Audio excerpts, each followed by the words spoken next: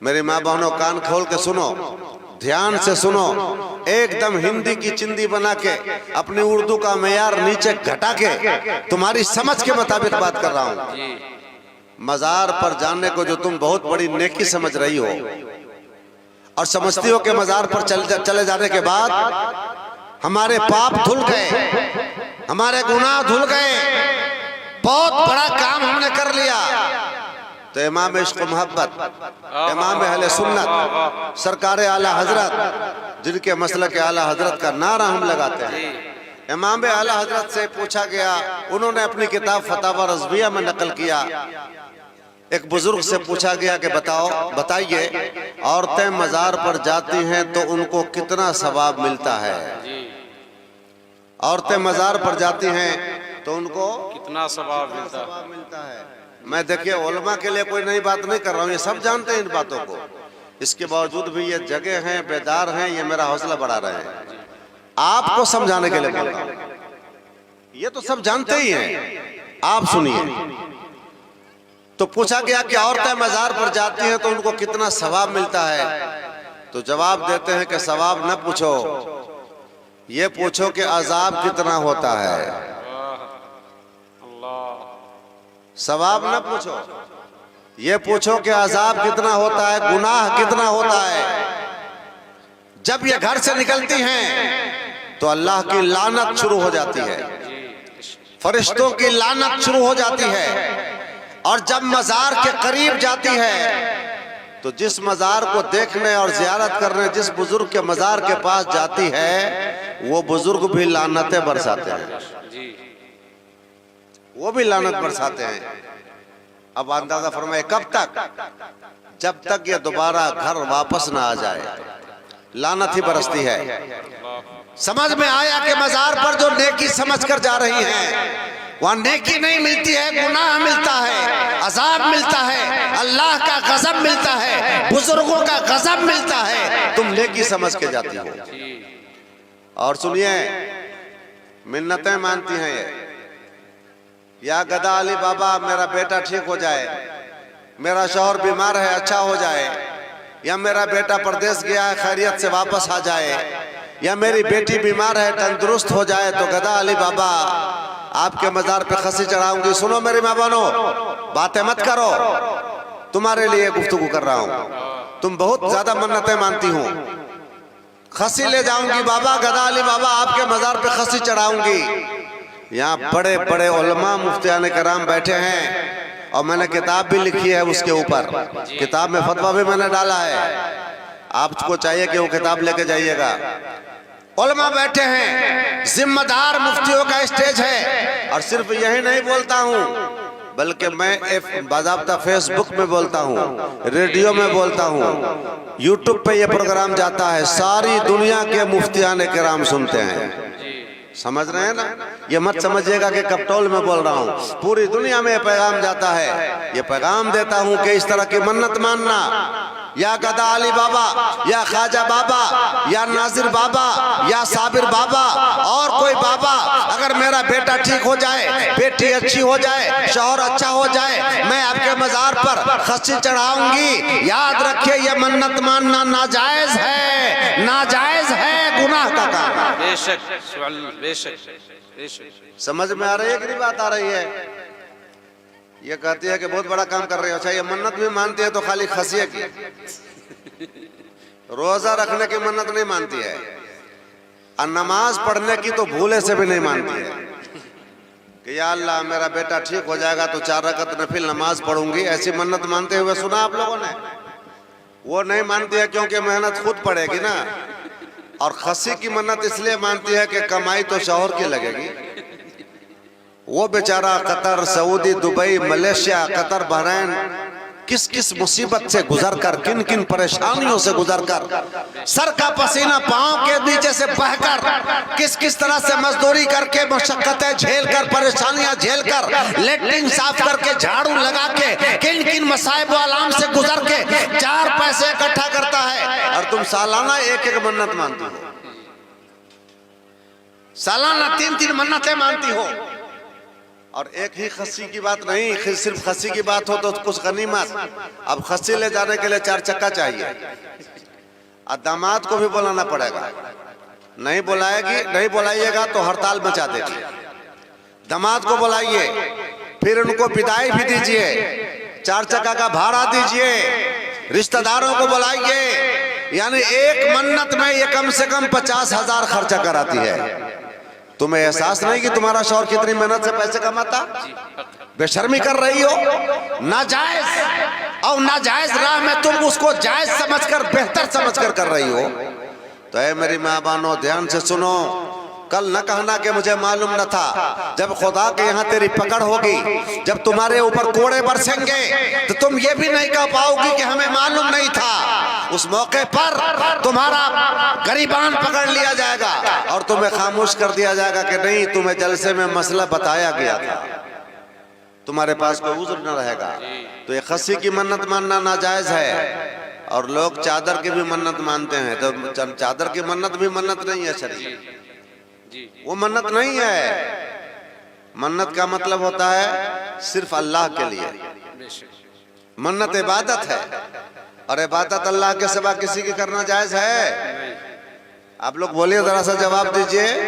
अल्लाह के सिवा किसी की इबादत करना जायज तो नहीं है ना? तो जब अल्लाह के अलावा किसी की इबादत जायज नहीं, अब मन्नत इबादत है, तो फिर आप कैसे बुजुर्गों के नाम पर मन्नत मान सकती हैं? तो बुजुर्गों के नाम पर मजार पे चादर चढ़ाना, मुर्गा ले जाना, खस्सी ले जाना, मोमबत्ती जलाने की मन्नत मानना, सोना चढ़ाने की मन्नत मानना, चांदी वहां डालने की मन्नत मानना, इस तरह की सारी मन्नतें बेकार हैं। ये मन्नतों को पूरा करना बिल्कुल नहीं जरूरी है। हाँ, मन्नत मानना हो तो आप रोजा रखने की मन्नत मानो, मन्नत मानना हो नमाज पढ़ने की मन्नत मानो। तो अव्वल तो औरतों को मजार पे जाना जायज नहीं है, एक तो वहीं पर जुर्म हो गया। और दूसरा जुर्म कि अगर इमाम साहब ने मना भी किया तो कहती है क्या, बड़े बड़े मौलाना को देखे कहाँ वहां जाते रहते हैं, बड़े बड़े मौलाना वहां नजर आते हैं, बड़ी बड़ी दाढ़ी वाले, बड़ी बड़ी ऊंची ऊंची टोपी वाले मौलाना नजर आते हैं वहां। तो क्या उनको मसला नहीं मालूम है कि आप ही को खाली मालूम है? ये कह करके उल्टा चोर कोतवाल को डांटे, उल्टा डांटती है। ऐ मेरी माँ बहनों और मेरे इस्लामी भाइयों, मजार के इर्द गिर्द जो मंडलाते हुए बड़ी बड़ी टोपी वाले आपको नजर आते हैं, बड़ी बड़ी दाढ़ी वाले नजर आते हैं। अगर बड़ी दाढ़ी होने का नाम मौलाना हो जाए तो बुकरा को सबसे बड़ा मौलाना होना चाहिए। उसकी दाढ़ी तो और बहुत ज्यादा बड़ी होती है ना, तो दाढ़ी बड़ी होने से कोई मौलाना हो जाता है? नहीं। और टोपी बड़ी होने से मौलाना कोई हो जाएगा? तब तो हर कोई चाहेगा कि चलो भाई 4 हाथ की टोपी बना लो, 3 मंजिला टोपी बना लो, मौलाना की सनद ले लो। मौलाना मतलब होता है जिसके सीने में कुरान और हदीस का इल्म हो, वो मौलाना होता है। आपको जो चेहरे नजर आते हैं मज़ारों पर, दाढ़ी वाले, टोपी वाले, कुर्ता वाले, पजामा वाले, मौलाना की शक्ल में, दरअसल वो मौलाना ही नहीं है जिसको आप मौलाना समझ रहे हैं।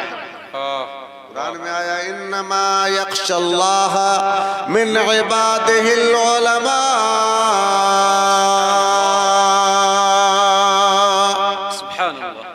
अल्लाह से तो उलमा ही डरते हैं, अल्लाह का खौफ उलमा ही करते हैं, अल्लाह की खशियत उलमा ही करते हैं, अल्लाह से तो उलमा ही डरते हैं। तो पता चला कि आलिम वो होगा जो अल्लाह से डरेगा, और जो अल्लाह से डरता नहीं है, ना फरमानी करता, हुदूद शरअ को तोड़ता, ना जायज काम करता, वो आलिम ही नहीं है जो आलिम की शक्ल में आपको नजर आता है।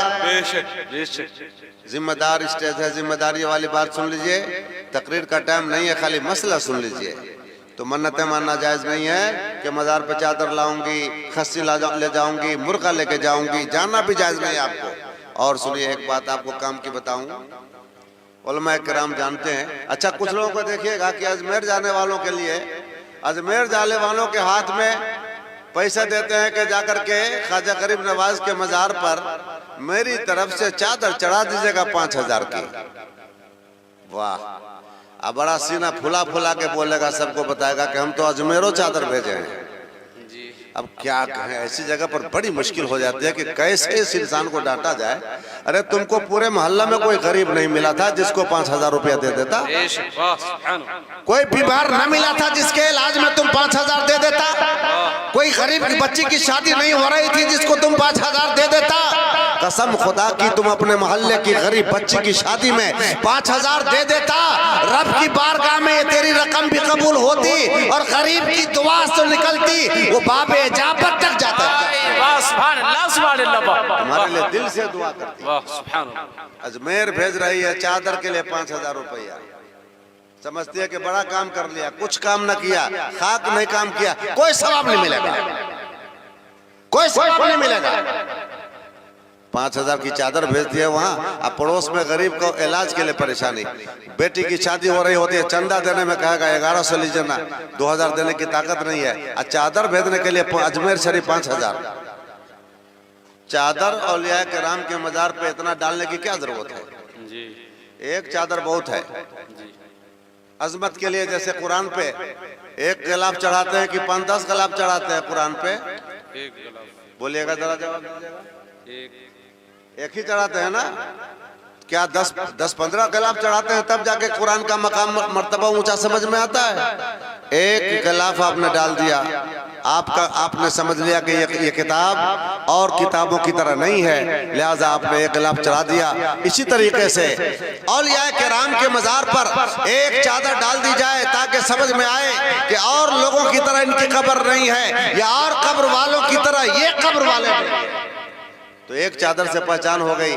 मगर अफसोस है हम सुन्नी जमात में मजार बड़ा ऊंचा ऊंचा बनाएगा जी। देखिएगा मस्जिद का हाल खराब रहता है, दीवार बोसीदा है, छत टपक रही है, मदरसा की कमी है, मदरसा में पढ़ने वाले बच्चों को पढ़ने की जगह नहीं मिलती है, अब मजार खूब चमकाएगा। अल्लाह अकबर, ये मेयार हमारा घट गया। मजार चमकाने का नाम समझता है बहुत बड़ी सुन्नियत है। अरे किसी का मकाम उनसे ऊंचा होगा, हजरत सैयद उतना खातून जन्नत, जन्नती औरतों की सरदार, मेरे सरकार की प्यारी बेटी फातिमा, हसनैन करीमान की माँ, जन्नती औरतों की सरदार, सैयदुल शुहदा की माँ, सैयदुल अंबिया की बेटी फातिमा ज़हरा। क्या उनसे किसी का मकाम ऊंचा होगा? नहीं। मगर जाइए मदीना शरीफ में देखिए उनका मजार कितना है, कैसा है। क्या बहुत बड़ा मजार बना देने से मकाम किसी का बढ़ जाएगा? लोग मजार ऊंचा इसलिए बनाते हैं ताकि ठगने का मौका मिले, लोग फंसेंगे ज्यादा, इसलिए कि दुनिया समझती है कि जो जितना ऊंचा मजार होगा तो मजार वाला उतना बड़ा अल्लाह का वली होगा, और जितना सादी कब्र है तो वो अल्लाह का वली नहीं होगा। ये मेयार हमने आपने बना लिया तो लोगों ने भी ठग ठगैती का सिलसिला शुरू कर दिया। ऊंचा ऊंचा मजार बना करके सुन्नियत को तबाह किया जा रहा है, सुन्नियत का रुख मोड़ा जा रहा है। हमारे हम तालीम पर तवज्जो नहीं करते, एजुकेशन पर हम ध्यान नहीं। पैसे हमारे मज़ारों की तामीर में, चादर के लिए, खस्सी मुर्गा के लिए, उर्स के लिए, जलसों के लिए, सारे पैसे हमारे उधर बर्बाद होते हैं। तो हमें ज़रूरत इस बात की है कि किधर हमको ज़्यादा खर्च करना चाहिए, इस पर हमें ज्यादा तवज्जो देने की जरूरत है। माँ बाप को राजी कीजिए। अभी आपने सुना होगा एक तकरीर में कौन हजरत बयान कर रहे थे, गालिबन मौलाना शाकिर कादरी साहब, पीर का हाथ चूमेगा, उस्ताद का हाथ चूमेगा, आलिम का हाथ चूमेगा, लेकिन माँ का कदम नहीं चूम पाता, बाप का हाथ नहीं चूम पाता। मैं कहता हूं कि अगर आप किसी आलिम का हाथ नहीं चूमिए कोई फर्क नहीं पड़ता है, एक बार अपने बाप का हाथ चूम के देख लीजिए, बाप का दिल किस कदर आपके लिए ममता का समंदर बन जाए। सुभान अल्लाह, सुभान अल्लाह, नारे तकबीर, नारे रिसालत, अज़मते वालिदैन, खुदा तौफीक दे तो माँ का कदम भी चूमिए। अब माँ का कदम चूमने के बाद देखिएगा कि माँ का दिल कैसा फूल की तरह खिलता है। जो दुआ दिल से निकलेगी वो दुआ सीधा बाबे इजाबत तक पहुंच जाएगी, रुकावट कुछ भी नहीं। पैगंबर के बाद माँ बाप की दुआ कबूल होती है, पैगंबर के बाद, नबी रसूल के बाद सबसे ज्यादा दिन की दुआ कबूल होती है। वो कौन है? माँ बाप हैं। इतनी कीमती बात अब भारी भारी जलसा में सुनते होंगे। भारी जलसा में तो हल्ला चिल्ला खाली होता है, कीमती बात तो इसी समय होती है भाई। चुनिए मोती चुनिए, पैगंबर के बाद, नबी रसूल के बाद अगर सबसे ज्यादा दुआ आपके हक में कबूल होगी तो किसकी? माँ बाप की दुआ कबूल होगी। क्या है? क्या है? शेर पर जरा पढ़िए ना। ममता से भरी प्यार की दौलत नहीं मिले, माँ जैसी माँ जैसी जहां में कोई औरत न मिलेगी। सुभान अल्लाह, सुभान अल्लाह। माँ जैसी जहां में कोई औरत न मिलेगी, औरत न मिलेगी। माँ जैसी जहां में कोई औरत न मिलेगी। ममता से भरे प्यार की मूरत न मिलेगी। हजरत सैयदतुना आयशा सिद्दीक़ा तैयबा ताहिरा राकिया साजिदा ज़ाहिदा रज़ी अल्लाह ताला अन्हा की बारगाह में एक साइला आई, एक खातून आई, साथ में 2 बच्चे थे। उन्होंने सवाल किया, हमारे बच्चे भूखे हैं, मैं भी भूखी हूँ, अगर आपके घर में कुछ हो तो अता फरमाइए। जाहिर बात है उस घर पे गई है जिस घर से कभी किसी को खाली हाथ लौटाया नहीं गया। हजरत आयशा सिद्दीक़ा रज़ी अल्लाह ताला अन्हा घर में गई, तलाश करने के बाद 2 खजूरें मिली, 2 लेके आ गई, माँ के हाथ में थमा दिया। माँ ने दोनों खजूरों को अपने दोनों बेटों के हाथ में दे दिया, खुद भूखी रह गई, दोनों बच्चों को दे दिया। दुनिया के दोस्तों, अहबाब, रिश्तेदार, तुम्हें जब तक तुम्हारे अंदर हरियाली है, खुशहाली है, शादाबी है, जेब में पैसे हैं, दौलत है, सरवत है, इज्जत है, नाम है, तब तक 1000 दोस्त बनेंगे।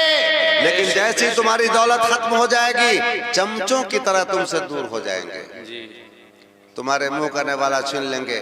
लेकिन ऐसी बुरी हालत में भी अगर कोई वजूद, कोई हस्ती तुम्हारे काम आती है तो उस हस्ती का नाम माँ है, उस हस्ती का नाम बाप है। इसलिए मेरे भाई, माँ बाप का सबसे ज्यादा एहतराम कीजिए, यही पैगाम है इस जलसे से।